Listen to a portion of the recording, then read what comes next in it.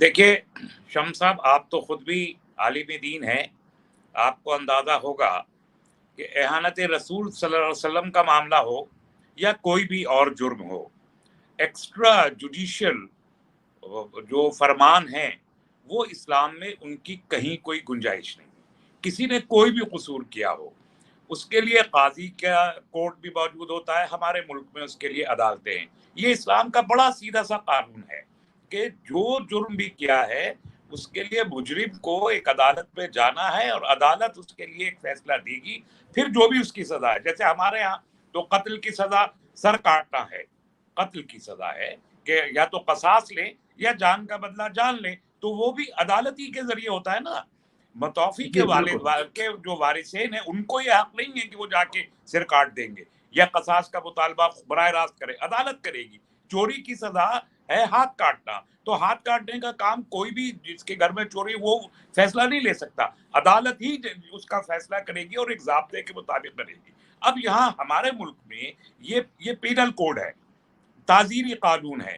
تعزیری قانون میں ہم اپنے ملک کے قانون کے پابند ہیں، اور یہ ہم نے طے کیا ہے کہ ہم اس ملک میں ہمارے ملک میں جو بھی تعزیری قانون ہوگا اس کے ہم پابند ہوں گے، ہم اس کو مانیں گے اور وہ عدالت کے ذریعے نافذ ہوگا۔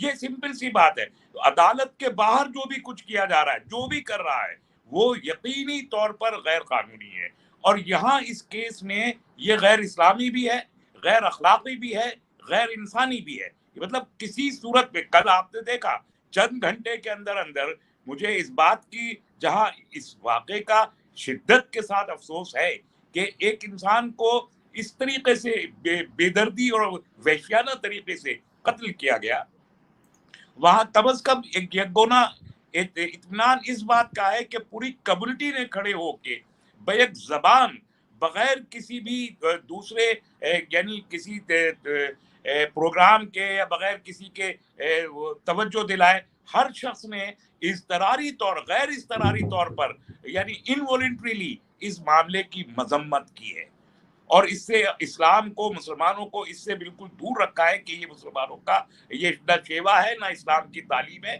دوسری بات میں کہنا چاہتا ہوں کہ یہ جو جملہ ہم بار بار سنتے ہیں، خصوصاً اہانت رسول صلی اللہ علیہ وسلم کے تعلق سے کہ سر تن سے جدا، سر تن سے جدا، اس جملے کی حقیقت کیا ہے؟ یہ کہاں سے آ گیا آخر نعرہ؟ یہ دین کی کون سی کتاب میں لکھا ہوا ہے؟ کہیں پر بھی ہو کسی نے یا گونا یعنی غلط طور پر بھی یہ کہا ہے تب بھی وہ ایکسٹرا جوڈیشل نہیں ہو سکتا، لیکن یہ ہے ہی نہیں۔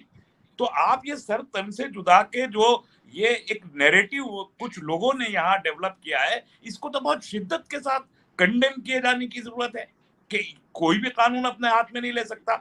دوسری بات یہ کہ میں نے 10 جون کے بارے میں بھی کہا تھا کہ 10 جون کو ملک بھر میں جمعے کی نمازوں میں جو کچھ ہوا، مجھے بالکل نہیں لگتا کہ وہ کسی کا، ہمارے ملک کے رہنے والے مسلمانوں میں سے کسی کا ذرا بھی کوئی پلان ہو۔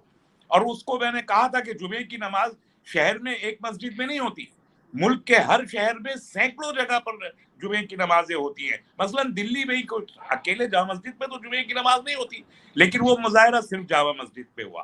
لکھنؤ میں صرف ٹیلے والی مسجد پہ تو جمعے کی نماز نہیں ہوتی، لیکن وہ مظاہرہ صرف ٹیلے والی مسجد پہ ہوا۔ الہ آباد میں صرف اٹالے کی مسجد پہ تو نماز نہیں ہوتی، لیکن مظاہرہ۔ اس سے ظاہر ہو رہا ہے کہ اس میں کچھ نہ کچھ لوگ، کچھ میلیشیس گروپس ہیں جنہوں نے ان کو ماسٹر مائنڈ کیا۔ یہ ذمہ داری ہماری سرکار کی ہے اور ہمارے نظم و نسق کی ہے، ہماری سیکیورٹی ایجنسیز کی، انویسٹیگیٹنگ ایجنسیز کی ہے کہ وہ یہ معلوم کریں کہ یہ کون لوگ ہیں۔ ہم نے جو کیا، یعنی ہماری سرکار نے جو کیا کہ جمعے کی نماز کے بعد سی سی ٹی وی کی بنیاد پہ لوگوں کو پکڑا اور بلڈوزر چلانے شروع کیے، اس سے مسئلہ تو حل نہیں ہوتا جب تک ہم اس میں بیک گراؤنڈ میں جو لوگ کھڑے ہوئے ہیں ان کو لا کے سامنے کھڑا نہیں کرتے کہ اور آج جو یہ کل واقعہ پیش آیا ہے، اس واقعے میں بھی ہم کل سے بار بار کہہ رہے ہیں کہ یہ ہندوستانی مسلمانوں کا کی یہ جرت نہیں ہو سکتی، اور نہ ان کی تعلیم ہے، نہ ان کا یہ وتیرہ ہے، تسلیم نہ صاحب ان کا یہ طریقہ ہے کہ وہ یہ کرے۔ تو کون لوگ پیچھے ہیں، ان کو لانا چاہیے۔ میں ایک اور بات کی طرف آپ کو دیکھیے اس نشان میں کرنا چاہتا ہوں۔ 10 میں تاریخ ایک چیز کی وضاحت کرنا بعد میں بولے گا، بات مکمل ہو جانا دیجیے۔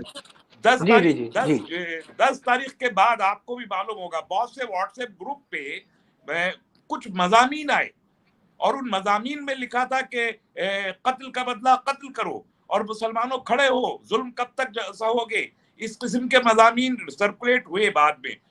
ये सर्कुलेट किसने किए हैं? ऑब्वियसली मैं पूरे यकीन के साथ कहता हूं कि हमारे मुल्क में ऐसा कोई लिखाड़ी अभी पैदा नहीं हुआ कि जो यहाँ पर कत्ले आम के लिए उर्दू में मज़ामीन लिख के सर्कुलेट करे।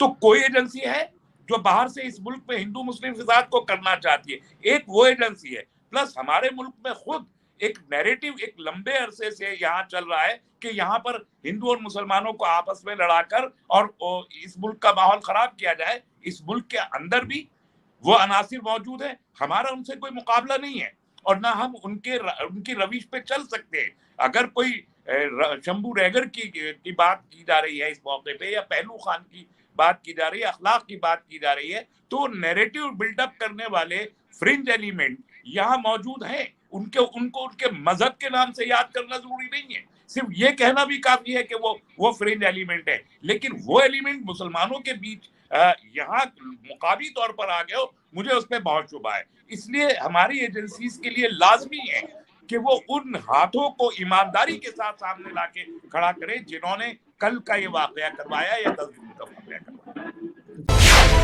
मिल्लत टाइम्स को आपकी जरूरत है, हमारी आप माली मदद करें।